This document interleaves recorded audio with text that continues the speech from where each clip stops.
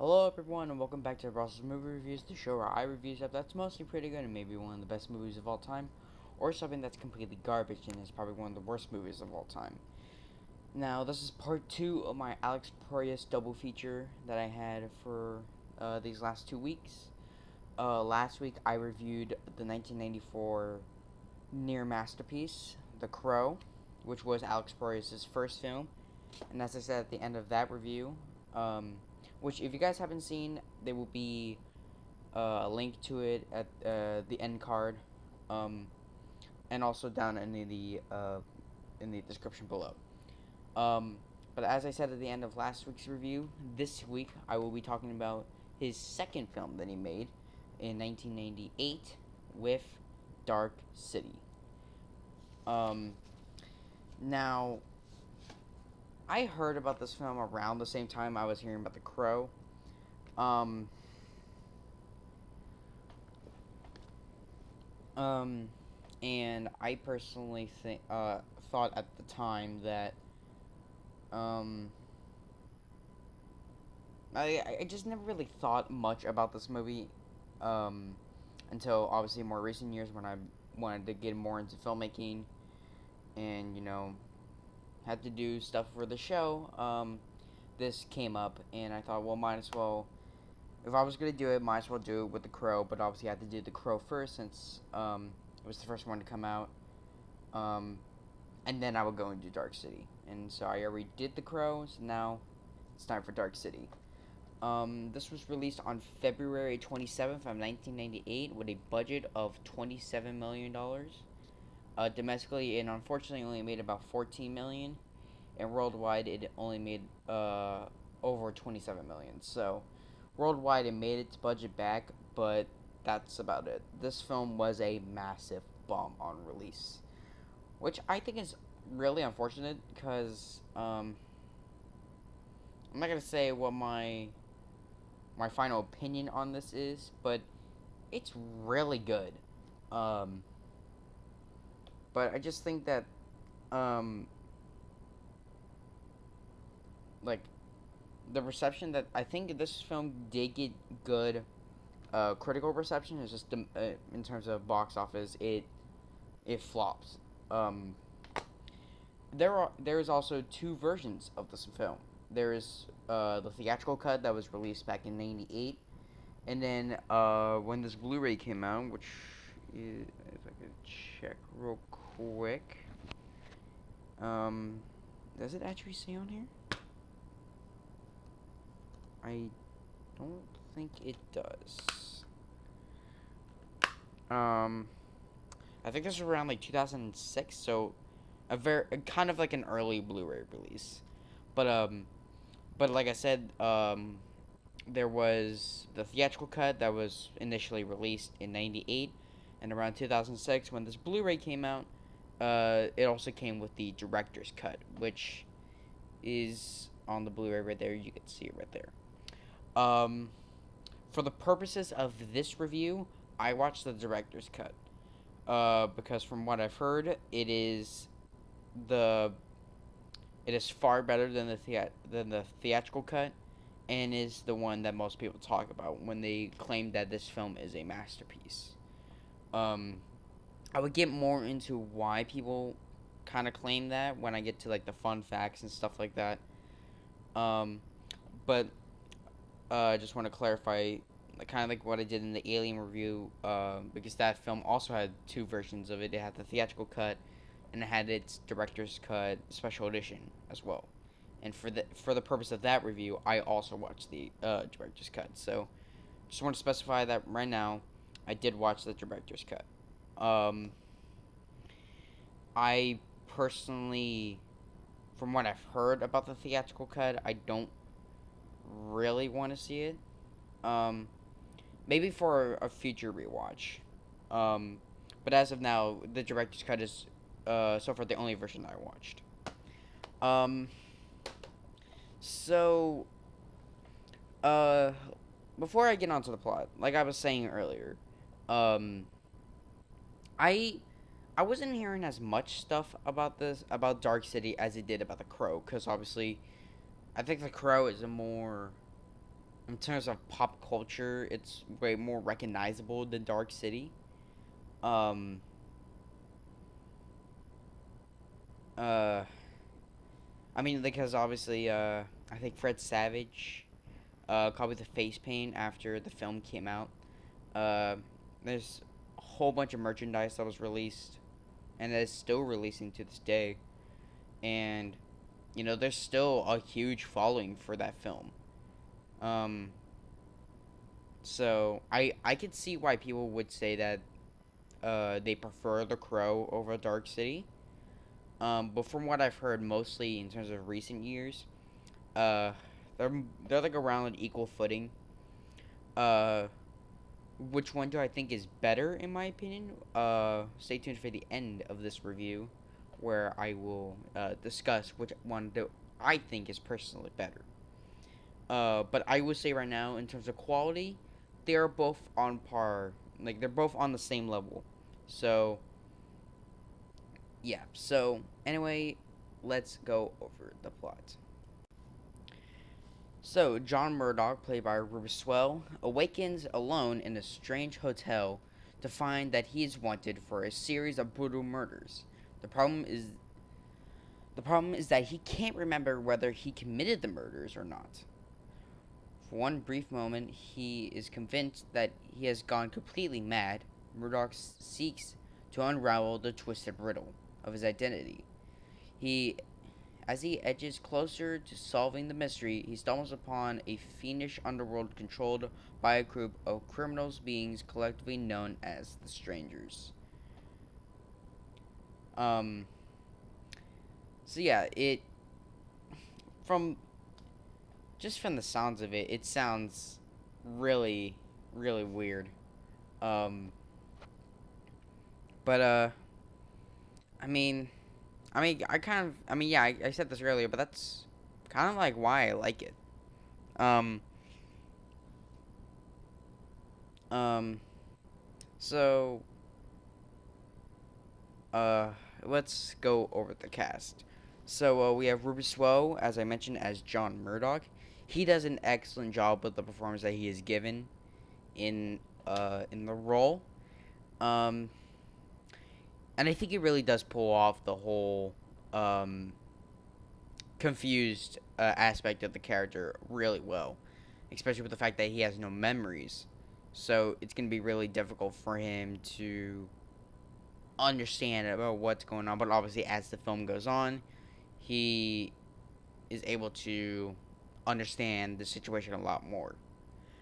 Um, I believe he's a foreign actor. I gotta look that up real quick. Okay, so I just looked up his I just looked him up on Google, and he is an English actor apparently. Um, but in this film, it sounds like that he is American. They I don't know if they had his voice dubbed over, or he actually pulled off an American accent. But it is really good. Um, like I tend to lean more um towards like him actually he actually made an American accent, because if you look at some of like the ADR around this time, so like the late 90s, it was pretty bad. Even some films around the early 90s.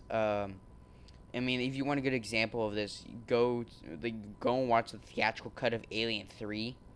When I don't want to go too deep into this, but um, in that film, when some of the prisoners search the escape pod that Ellen Ripley lands in, um, there's like a quick scene of like a group of three of them talking, and there's such bad ADR. Like you can it cuts like in and out. Well, it doesn't cut, but it's like at some moments where like you can clearly hear them, but in other moments where it's like you can. It sounds like they're in the distance. It was changed for the theatrical for the special edition. Sorry.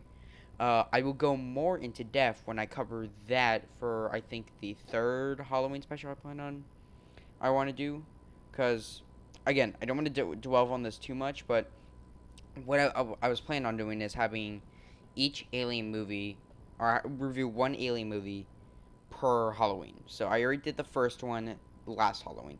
So this one I will be doing Aliens. And then next year I will be doing Alien 3, and the year after that Alien Resurrection. Maybe I might do the Alien versus Predator movies. But in that case I would have to cover the Predator movies as well. So, yeah. Um so anyway, back to Dark City. Um but I like I said, I think I lean more towards him actually putting on an American accent because it's like I said, it's really good in this movie. It doesn't sound 80 yard. So, um, so we have Jennifer Connelly as Emma or as John Murdoch's wife. Um, well, because initially throughout the main course of the film, um, Jennifer plays, um, huh. Sorry, she plays John's wife. Or they were going to be engaged, and now she's trying to find him. But eventually turns out by the end of the movie, well, actually, I won't spoil it, because, unfortunately, well, not unfortunately, but this is one of those movies where you have to, if you don't understand it the first time, you have to watch it multiple times in order to understand it. Uh, but, I mean, for me, I was able to watch it the first time and understand basically everything about it. There was like one or two moments where I didn't understand certain moments, but besides that, I was able to understand what was going on. But um, I get that for some people it may be hard to understand certain moments. But or certain plot details, so that's why you need to watch it over and over again. Um, but it just, I guess when you initially watch it, it kind of seems like it. Yeah, it does seem a little bit confusing. Um, but J- uh, Jennifer Conway does, she does fine in with the role she's given, and I gotta admit, 1998 Jennifer Conway, smooth. Um, I'm gonna sound so weird by saying that. Um, no, but like she looks fine. We have probably the most recognizable actor in the whole film is Kiefer Sutherland as Dr. Daniel Schreiber. Now, I don't know if this is with anyone else, but for me personally, I don't know how to pronounce his name. I personally pronounce it as Schreiber. John in the film says Schreiber, and then like because John says Schreiber, and yet other characters say Schreiber. So I don't know which way I'm supposed to say his name, but for the purposes of this review, I'm gonna pronounce it as Schreiber. Um, you know, um, like I said, Keith Sutherland, Lost Boys, played the lead vampire in that, and he does a great job with the stuff that he is given. Um, we have William Hurt as Inspector Frank Bumstead. He does a great job with the stuff that he's given as well. Um, and then now we're gonna and then there's obviously the strangers, but I think the two most recognizable are Richard O'Brien as Mr. Hand and Ian Richardson as Mr. Book. Um, Mr. Hand is like I see. I don't know whether which one is the bad guy either, or the main bad guy, I should say. Um, it's either Richard O'Brien or Ian Richardson. But I think it's honestly Mr. Hand. So Richard O'Brien, because he's actually the one that confronts Murdoch several times throughout the movie. The only time that Mr. Book ever confronts John Murdoch is in the end fight, which I will discuss more about later. Um, but both of them do solid jobs with the performances. But I think Mr. Hand um is a little bit more creepier, I should say, because just the way that he acts is. Ugh. And then finally we have Colin Ferris as Eddie Orlonsky, uh, who was a police officer that apparently went mad because he has figured out um what's been going on in the city. Because I'll explain more about this in a little bit. Um, but like he's like I know what's going on, and when he talks to uh William Hurt's character, William Hurt's looking at him like, "Are you fucking insane?" He's straight about it, but he's cool and calm. But you could even tell by like the way that Wolonsky acts. It's just like, yeah, maybe he belongs in an insane asylum. Um, but yeah, he's like I think either he was a police officer or he was an FBI agent that um apparently was supposed to um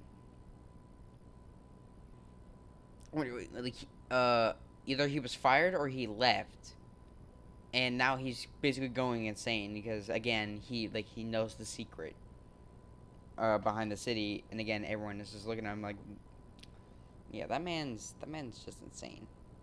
um I guess I'm gonna go into my favorite scene. So um there was some minor spoilers before this, but if you plan on watching this review from this point on, go and watch this movie right now. Like, stop the review and go and watch it. Um, so either if you have gone and seen the movie, welcome back, or if you just don't care, here's the spoiler section of this review. Just to basically summarize, really. Actually, I'll talk about more about that in a later scene when I'm talking about it.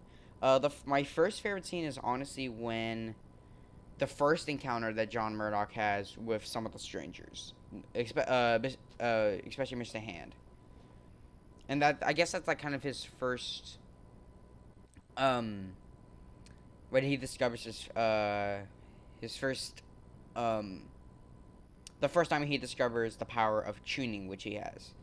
Now, what this power is basically tuning is.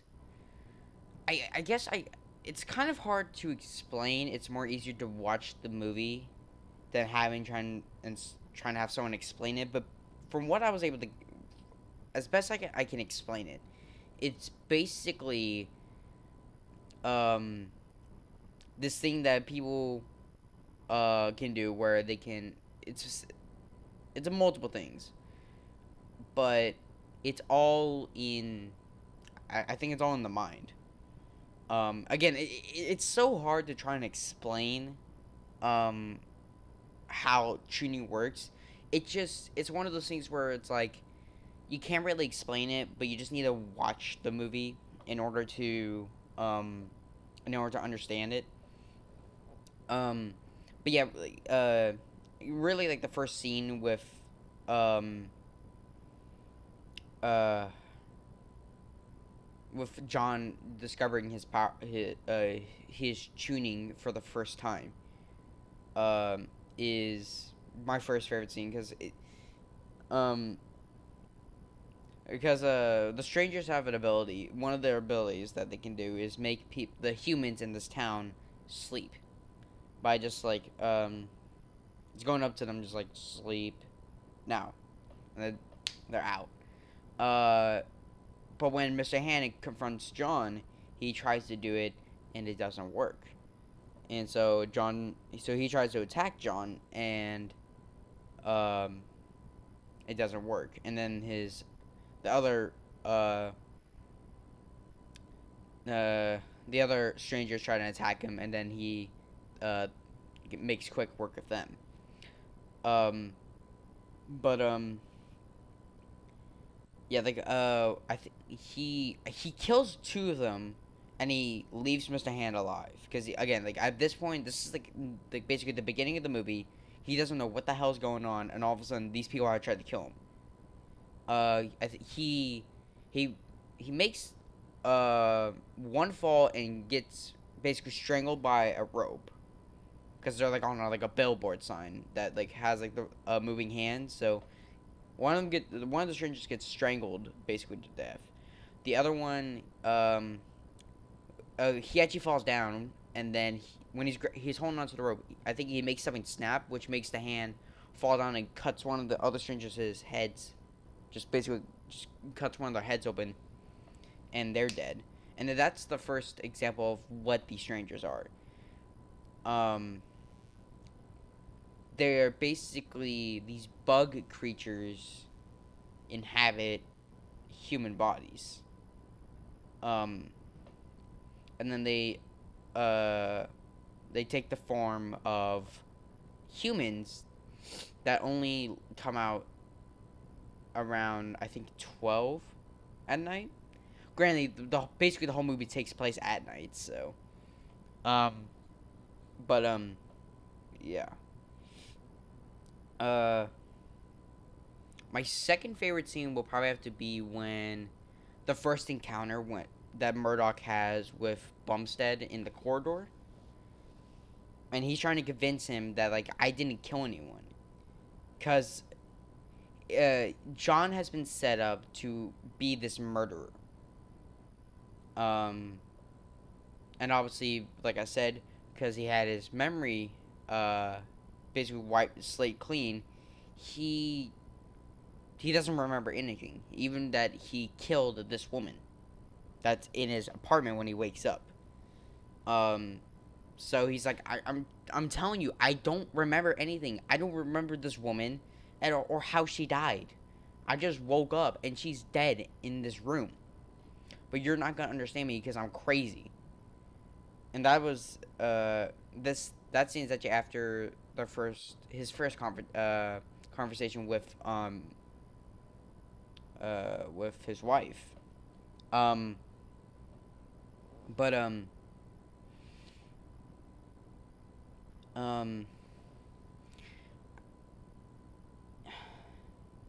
my third favorite scene. I'm gonna be jumping a bit here, a long time. Is basically when this whole sequence they get Dr. Schreiber, and that they're on the boat, and then they find Shell Beach. So let me just go over everything here. So John Schreiber, as like I said, as the film goes on, he's starting to remember more things, and he remembers that he came from a town called Shell Beach, and his whole quest for basically almost the whole movie, is to find Shell Beach, and um he um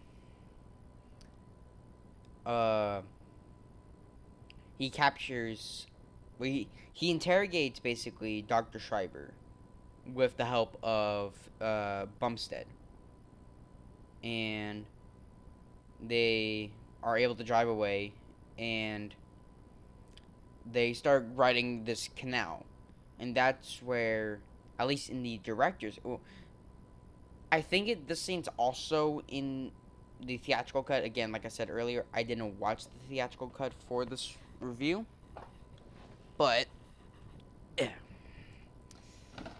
in the director's cut, at least, this is the scene where, if you didn't understand what the plot was, this is, like I said, this is the scene where it explains everything. So basically, Kiefer Sutherland's character goes on this whole monologue, basically saying that everyone in the city has been implanted with memories. None of the memories that you have are the ones that you actually had. None of the stuff that you tried to remember ever existed, because these are just implants.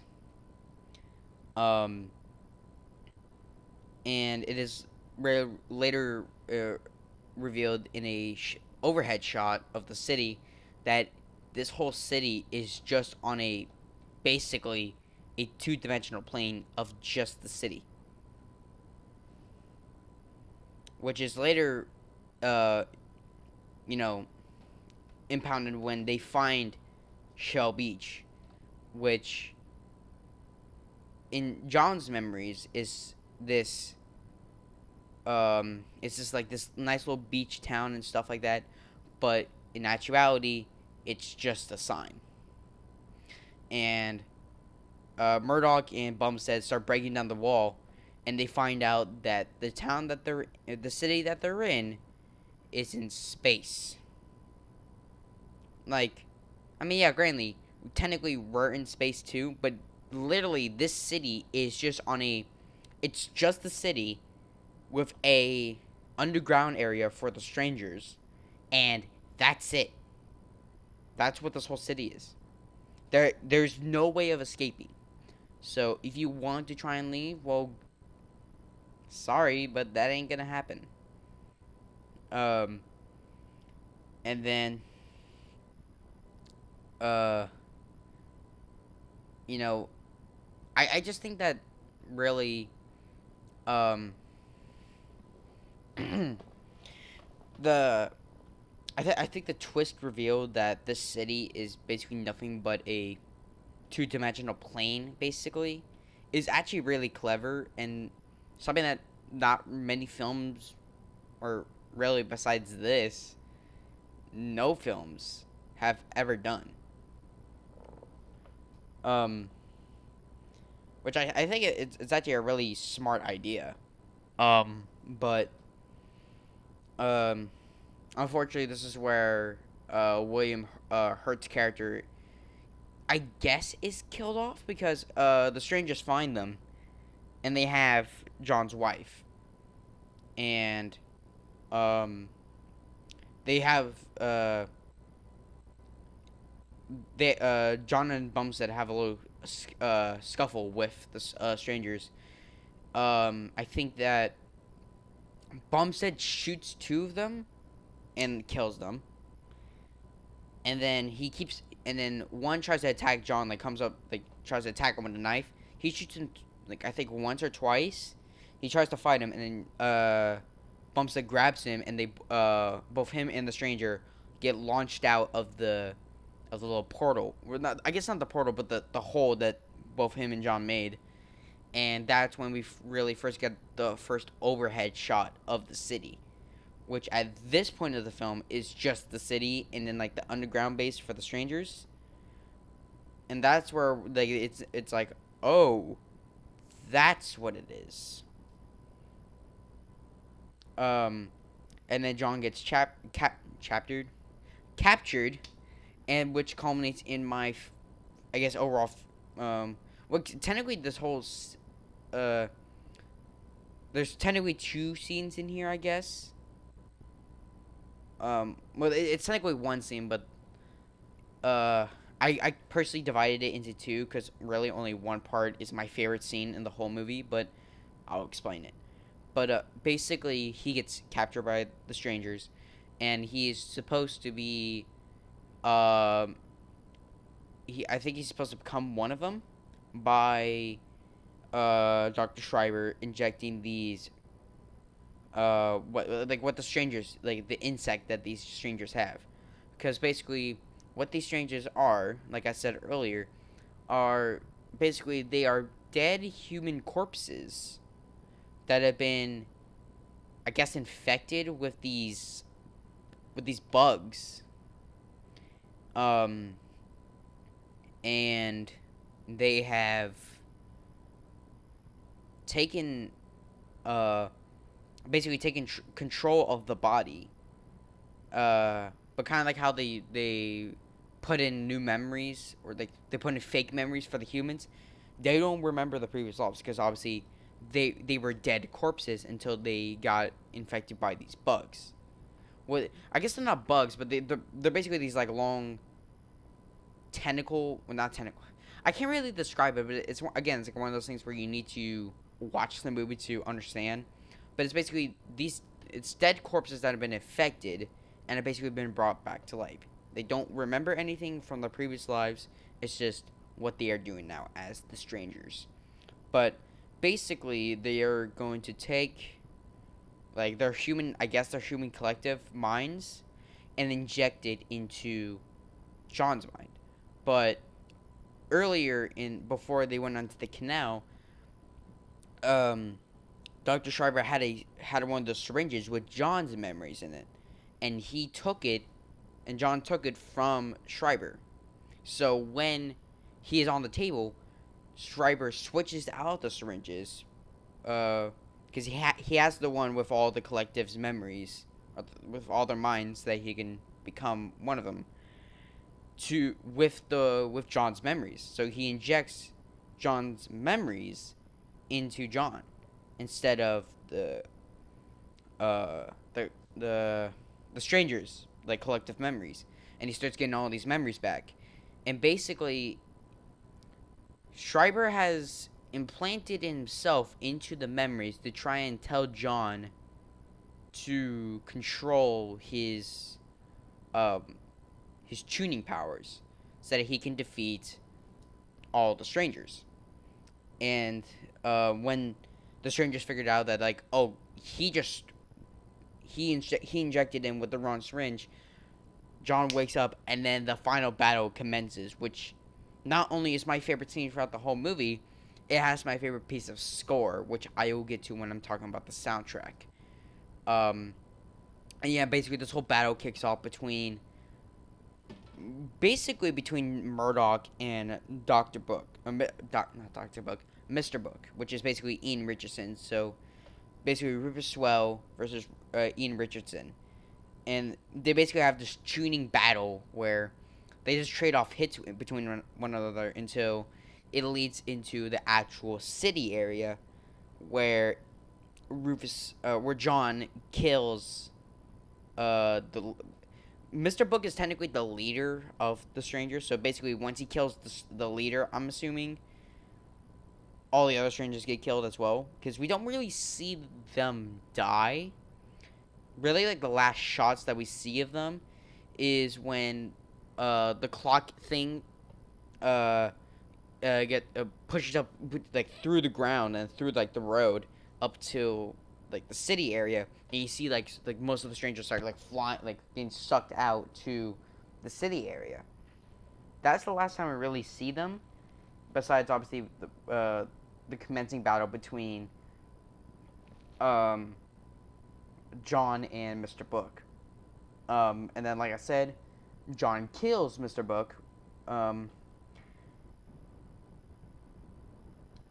with it's actually kind of a cool kind of death where Mr. Book throws like one of the knives that the strangers use. He throws one of them at John, and he kind of catches it with his tuning powers, flips it around, and then throws it back at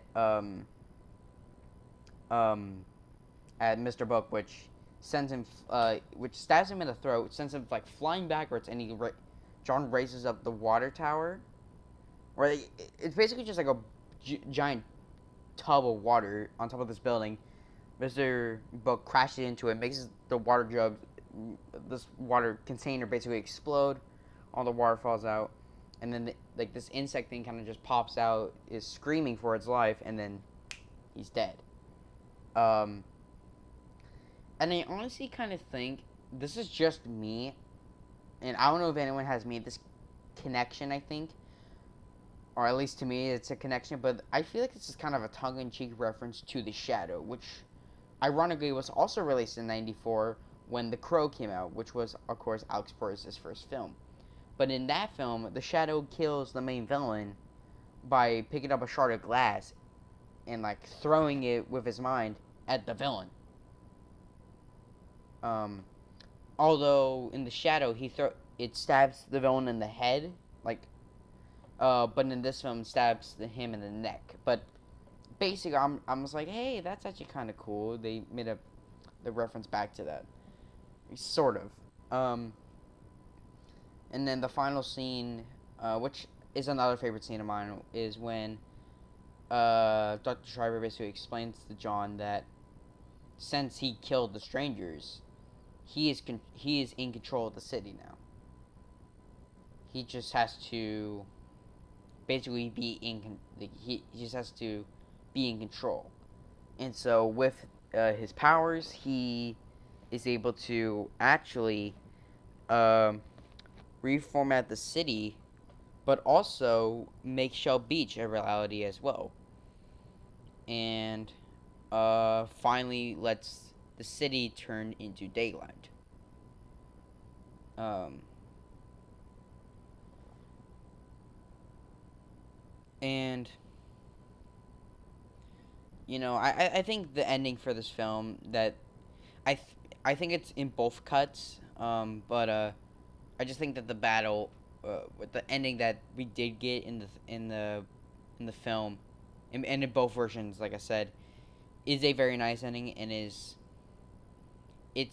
kind of like it's like The Crow, where it's like it doesn't need a sequel, and unlike The Crow, thankfully this film did not get a sequel. Unlike The Crow, which had like two or like three sequels, because I think The Crow got City of Angels in '97, I think, which was a massive bomb, and then another one in 2000. I forgot the name of that, and then to kill the franchise off in 2005, The Crow, Wicked Prayer, with Edward Furlong in it. John Connor from Terminator 2. Yeah, he's the Crow now. Don't mind that. Ugh. Um, but yeah. So I guess to really go over my two fun facts is that um, so this first one that I have is actually about the changes that the theatrical cut went through in order to be released. Um, so, New Line Cinema forced Alex Proyas to include the opening narration by Kiefer Sutherland, which gives basically away several plot details and plot twists. Proyas objected to it, saying it was unnecessary, and he subsequently removed it from the director's cut. So, yeah, basically, the the speech that I said that was in the canal scene when basically Keith Sutherland explains what the strangers do. Basically, that whole monologue that he gives is placed at the beginning of the movie, destroying really any suspense that this film had, or any like mystery that this film had. Because for me, this film feels like a noir story with action in it. Like there's some mysteries that need to be resolved, and by the end of the movie, they are. But in the theatrical cut, by putting that monologue at the beginning of the film, like I said, it destroys any mystery that's supposed to be in the film, and I can see why this film bombed because, um, you know, it, it wasn't supposed to be like that. It's the studio forcing this onto the director because I think the screen test audience didn't understand it, so they had to change it for the theatrical cut. Thankfully, the opening narration was removed, like I said, from the director's cut. Um, um, and overall, I think the director's cut is a more complete version of the film from what I've heard. Like I said, the opening narration completely removed, so you still have, for newcomers, you still have the mystery that was supposed to be there from the beginning, but like I said, they had to add the opening narration, so that basically destroyed any mystery from the film. But that has, um, they put in, where they removed the narration from the beginning, and I think they put several scenes throughout the film. They put in a few scenes of detective, or Inspector Bumstead back or into the director's cut to give his character a little bit more, I guess, a character arc, which I personally like. I like the fact that they gave his character a little bit more, um, a little bit more, uh, something else. Because I think in the theatrical cut, he really doesn't do anything except for trying to piece together like the murder cases together and stuff like that. Um, Now, it says on the back of here that the film is 111 minutes long. Now, I don't know if that's talking about the theatrical cut or the director's cut. So, I'm actually going to look that up real quick. And I will get back to you guys when I figure that out. Alright, guys, I'm back. So, I just looked it up on Google. And apparently, the time on the back of the Blu ray case is the director's cut. Um, the the theatrical cut, sorry, is 100 minutes long, and like I said, the director's cut is 11 minutes long. Or it's 111 minutes. So they add about 11 minutes more of footage to the director's cut. So that I think there's like 2 or 3 scenes more of Detective Bumstead, um, which I honestly feel like I said, is a good addition, and it actually kind of ties his story together. Um, and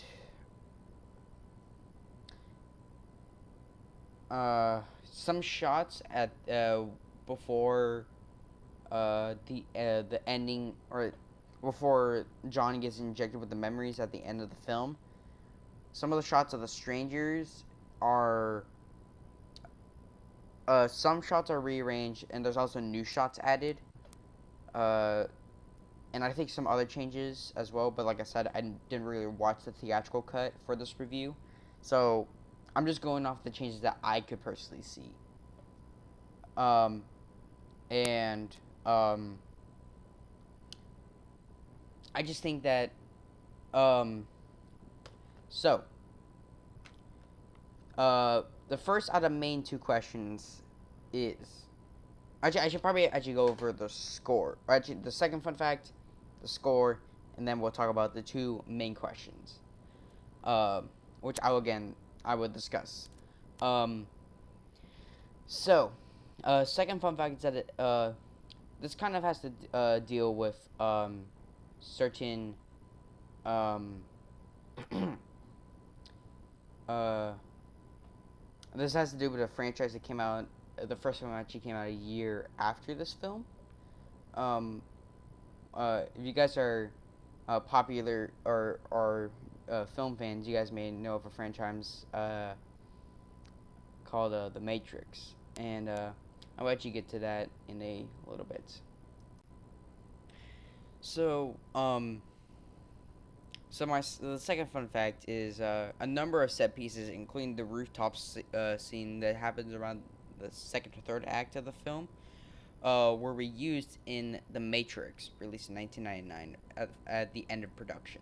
So yeah, if you guys are big Matrix fans, you guys may know that several set pieces from Dark City were used in The Matrix, including the rooftop sequence, which was used at the beginning of The Matrix, which has led to several people comparing um, The Matrix to Dark City, which honestly, I don't really follow any of those, to be completely honest, but that's just me. Um, the score is fantastic.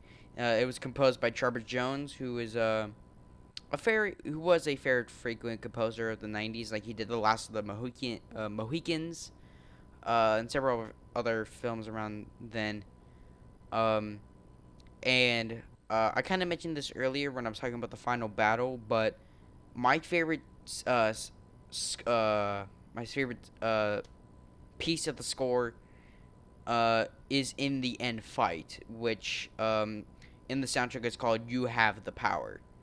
Um, and this track has been used in several movie trailers, especially for of course, like action films and stuff like that.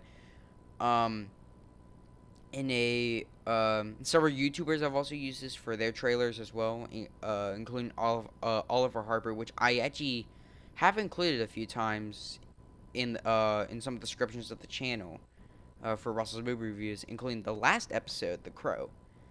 Um, but also a condensed version of the score of this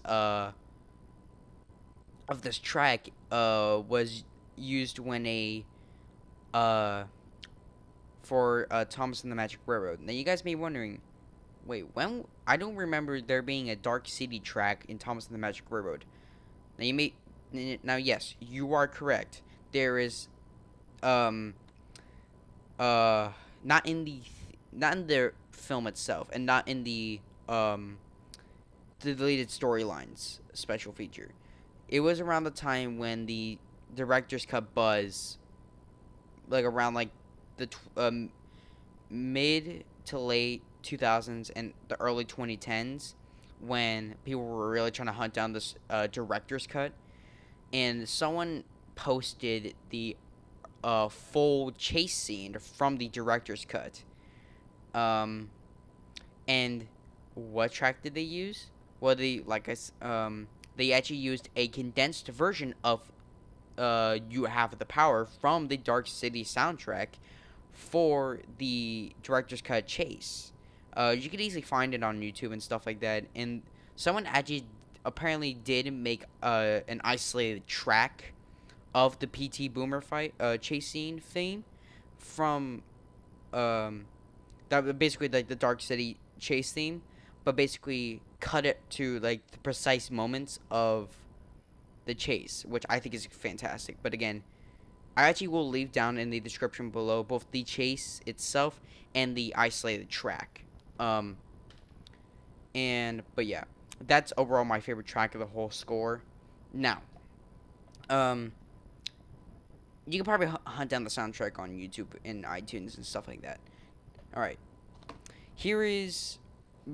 Let's start off with first off, which version of Dark City is the best version to watch? Either the director's cut or the original theatrical cut. Now, if I had to be completely honest, the director's cut is honestly a much superior film.